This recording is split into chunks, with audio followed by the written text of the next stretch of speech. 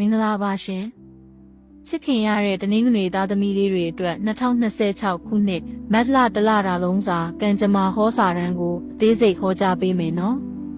ဒီမတ်လဟာတနင်္ဂနွေသားသမီးတွေအတွက်အခွင့်အလမ်းသစ်တွေပေါ်ပေါက်ပြီးနာမည်ကုန်သတင်းကြော်စောမဲ့လာလို့ဆိုရမှာပါတနင်္ဂနွေကြိုဟာမိမိရဲ့ဇာတာခွင်မှာအာမှန်အပြည့်ရှိနေပြီးအောင်မြင်မှုတွေကိုလက်ဝယ်ပိုင်ပိုင်ရရှိစေမဲ့ကာလပါပဲစီးပွားရေးနဲ့ငွေကြေးကံစားတာစီးပွားရေးမှာတော့အစိုးရနဲ့ပတ်သက်တဲ့လုပ်ငန်းတွေကန်ထရိုက်လုပ်ငန်းတွေနဲ့ဥဆောင်ဥရွက်ပြုရတဲ့အလုပ်တွေမှာအထူးအောင်မြင်ပါလိမ့်မယ်ငွေကြေးကံကတော့အလွန်ကောင်းမွန်နေပြီးညှို့နှံထားတဲ့လုပ်ငန်းတွေကနေအကျိုးမြတ်တွေရရှိပါလိမ့်မယ်ဒါပေမဲ့တခုသတိထားရမှာကအသုံးဆွဲကြီးတတ်တာပါပဲမလိုအပ်တဲ့နေရာတွေမှာငွေလုံးရင်းနဲ့မထွက်သွားအောင်သတိထားစီမံပါရှင်လူမျိုးခြားဘာသာခြားတွေနဲ့တွဲဖက်လုပ်ကိုင်ရင်လည်းအောင်မြင်မှုမြန်ဆန်ပါလိမ့်မယ်အချစ်ရေးနဲ့အိမ်ထောင်ရေးနှလုံးသားရေးရာမှာတော့တနင်္ဂနွေသားသမီးတွေဟာဒီလမှာအလွန်ဆန်းပွင့်နေပါတယ်အပြိုလူပြိုလေးတွေဆိုရင်မိမိထက်ယာဓုကုံရှိန်ပိုကြီးသူတွေနဲ့စုံတွေ့ရကိန်းရှိပါတယ်အိမ်ထောင်ရှင်တွေအတွက်ကတော့အိမ်ထောင်ဖက်ရဲ့အောင်မြင်မှုကြောင့်ဂုဏ်ယူရတတ်ပါတယ်တခုရှိတာကတော့ကိုယ့်ရဲ့မမာနကြောင့်အိမ်တွင်းရေးမှာအနှဲငယ်အဆင်မပြေဖြစ်တတ်လို့အလျှော့ပေးဆက်ဆံဖို့ဆရာမကအကြံပြုချင်ပါတယ်ရှင်ကျန်းမာရေးနဲ့သတိပြုရန်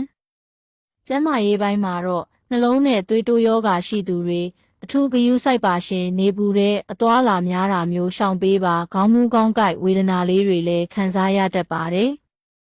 ခရီးသွားလာမယ်ဆိုရင်တော့အနောက်ဘက်အရက်ကိုအထူးသတိထားပါခရီးစဉ်နှောင့်နှေးတာမျိုးဒါမှမဟုတ်ပစ္စည်းပျောက်ရှာတာမျိုးဖြစ်တတ်လို့ပါရှင်နေ့ရက်အလိုက်ဆောင်ရန်ရှောင်ရန်များတနင်္ဂနွေနေ့ကတော့တင့်ရဲ့မွေးနေ့ဖြစ်လို့အရေးကြီးတဲ့လုပ်ငန်းတွေစတင်ဖို့အကောင်းဆုံးနေ့ပါပဲအနေရောင်ဝတ်ဆင်ပြီးအလုပ်သွားရင်ကံပိုကောင်းပါလိမ့်မယ်တနင်္လာနေ့တွေမှာတော့ငွေဝင်ကိန်းရှိနေပါတယ်ရှင်အင်္ဂါနေ့တွေမှာတော့အပြာရင်ရောင်ဝတ်ဆင်တာကိုရှောင်ပေးပါစိတ်တူစရာကြုံရတတ်ပါတယ်ဗုဒ္ဓဟူးနေ့မှာတော့စာချုပ်စာတမ်းကိစ္စတွေလက်မှတ်ထိုးတာတွေအောင်မြင်ပါလိမ့်မယ်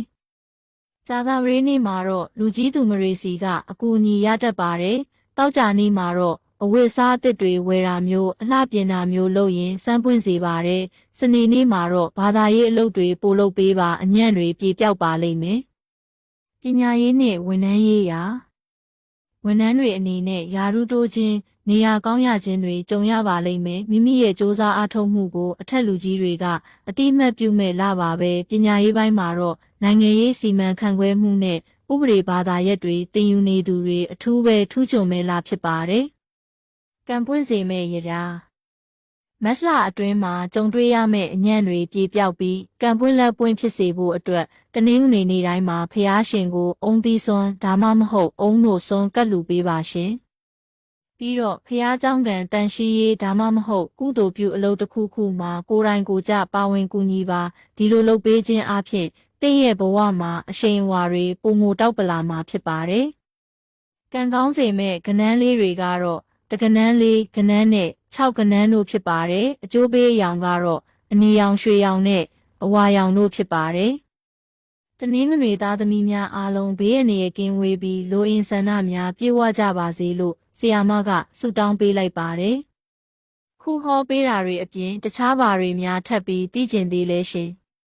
ဥပမာမတ်လထဲမှာရှောင်ရမယ့်ရက်ရာစာပြဿနာရက်တွေကိုရောအသေးစိတ်ထပ်တွက်ပေးရမလားရှင်။